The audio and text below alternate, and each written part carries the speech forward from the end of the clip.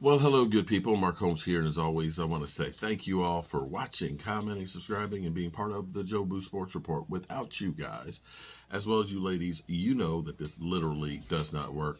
My apologies. I have failed you. I have screwed the pooch. Um, Man, I can't believe I stepped on it. Here's what's crazy. I have walked all over that place. I have been crawling in and out places left and right. I've gone through and I've actually set all the nails in the floors and stuff. And so I've been actually walking around inside the house without shoes on. And so this morning it was cold and I had the heat on for the first time. And I wasn't sure that the outside condenser was on and I couldn't see it from my bedroom window. So I went downstairs and I opened up the front door and walked outside where it's grass. And don't you know, I had where the old gutters used to hang up, they had like a metal strap that had these nails that are about this long. And they're roofing nails that are like stainless steel and they're like rim. So that way they don't come out. I stepped on one of those suckers. I stepped on it barefoot and I was like, oh shit. And I went down to the ground and my knees don't bend real good, so I can't get a good angle. So I'm sitting here trying to pull it out. And I can't pull it out. It's like, this thing's in here probably about this deep. So I hop along on one leg holding on to the rails. And I get to the end of the rails and then basically I had to go down on all fours and kind of crawl to the front door and up the front door because Tracy was upstairs in the bathroom. And so she couldn't hear me screaming outside and I didn't want the neighbors to think that I was crazy. And I scream and I'm laying on the floor and I'm like, Tracy, I got a nail in my foot. Pull it out. And she just went, stew. It was like, oh, fuck. I was okay. I unloaded the sand that was on the truck. I had a shaper that I took over to the other house. I had to go fix a couple of plugs. I was good. I was like, yeah, it's no big deal. Took some aspirin. We cleaned it up and thought it was good. And I drove home. Driving home, it just started aching more and more and more and more. And I could feel it swelling up. Okay, so my foot looks like, my wife says my feet always look like Fred Flintstone. So it looks like Fred Flintstone swole is what my foot looks like right now. And I was going to do the live stream and then go to the urgent care. My daughter, my wife, and my mother are like, nah, you need to go now. So I got tetanus shot, got antibiotics. They looked at it and poked it and cleaned it up and everything else, told me to soak it in Epsom salt and keep it bandaged up and try and stay off of it and so on. And I'm like, well, that ain't going to happen. So shout out to everybody who was concerned. Even Philly 500. Philly 500 sent me a text message. Thank you, Philly, for caring about me being wounded. I'm not sure if he really cares about me or if he was thinking Mark Holmes won't be able to cook those meats. Oh my God, Mark Holmes can't cook the meats. What about the chickens to be sacrificed? I bet you that's what it really was. All right, so we got the Jets tomorrow. Now, this is one of those things that's like, really, NFL, really, you really want my head on a swivel. Because here's the lineups for tomorrow, okay? We got the Eagles out of the way, who look like assets. And I'm just wondering, after hearing, guys like Greg Jennings, yeah, Greg, I'm still pounding on you, buddy, where you literally said that the Cowboys players have no respect for Dak Prescott, that they literally cussed him out in practice, right? That's what. How come nobody said anything about A.J. Brown going after Jalen Hurts?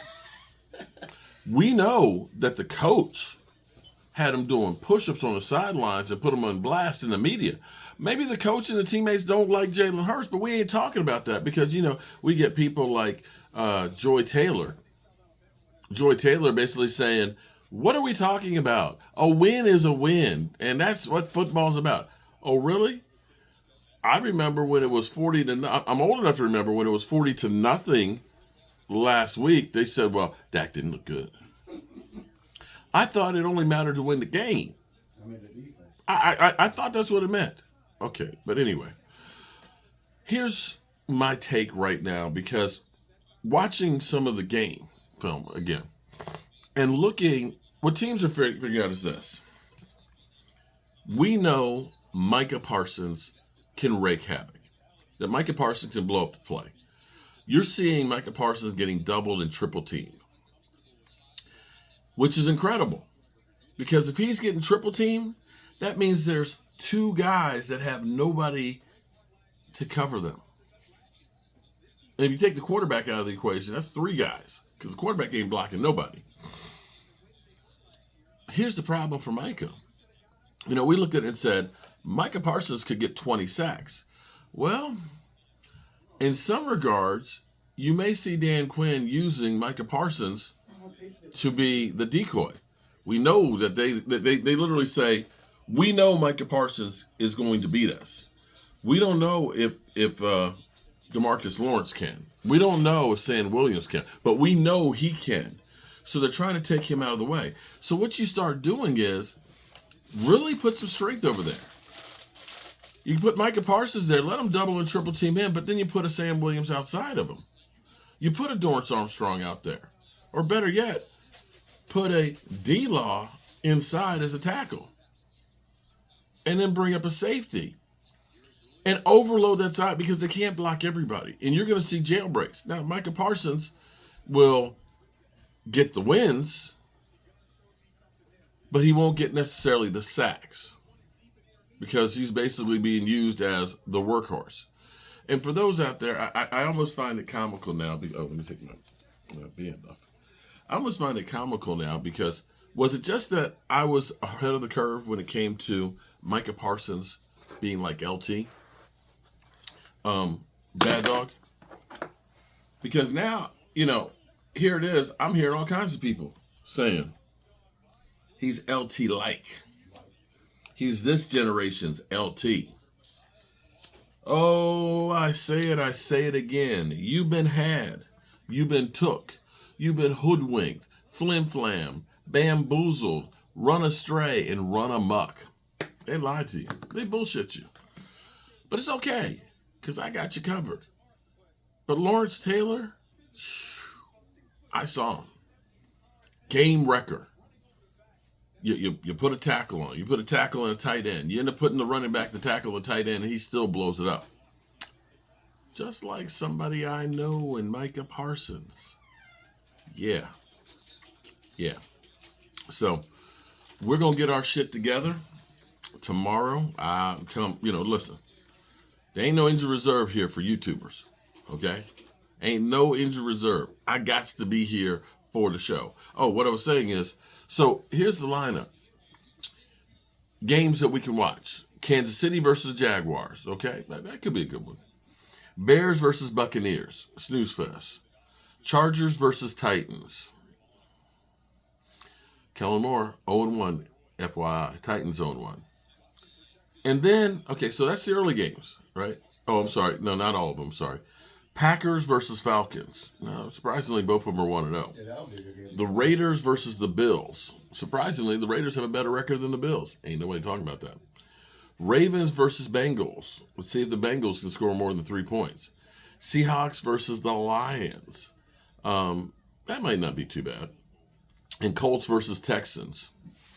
Sorry, Eastside, ain't watching that shit. So we got 4 TVs right here in front of me. That's enough. So I'm trying to figure out which ones we probably watch. Probably Buffalo versus the Raiders, so we can laugh at Josh Allen. Baltimore versus the Bengals, although that might be a snooze fest. Kansas City Jaguars, definitely. And probably look at the Chargers and Titans, and so we can laugh at Kellen Moore. But then here's the problem. 4 o'clock, Giants and Cardinals. Now, Giants should get up off the mat and beat the Cardinals. San Francisco against the Rams. Surprisingly, the Rams played well against Seattle last week. Definitely probably want to see that one too. And then we got the Jets and the Cowboys. I think I might want to watch that one. And we have Washington and Denver, and then Miami and New England. All the good games are at 4:25. What the hell? You can't mix that shit up? And then Monday night, where I'll be, as long as my foot is still here, I'll be at the Red Brick House because we got 2 games, which means I need to get another TV down there. We've got the Saints and Panthers, and we got the Doo-Doo Browns and the Steelers. So that's what we got coming up. I'll be back later on to say how the Cowboys get the win. I'm Mark Holmes, and well, I'm down, but I'm not out. Peace.